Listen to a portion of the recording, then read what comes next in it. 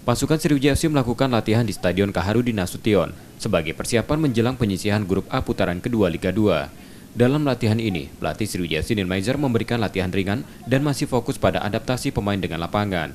Sriwijaya FC terpaksa harus melakukan adaptasi dengan lapangan di Stadion Kaharudin Nasution karena secara kualitas berbeda dengan Stadion GSJ Palembang.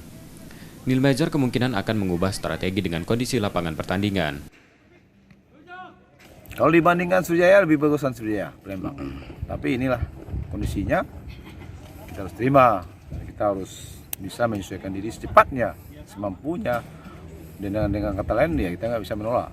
Kita harus jalankan. Ini yang harus kita sikapi.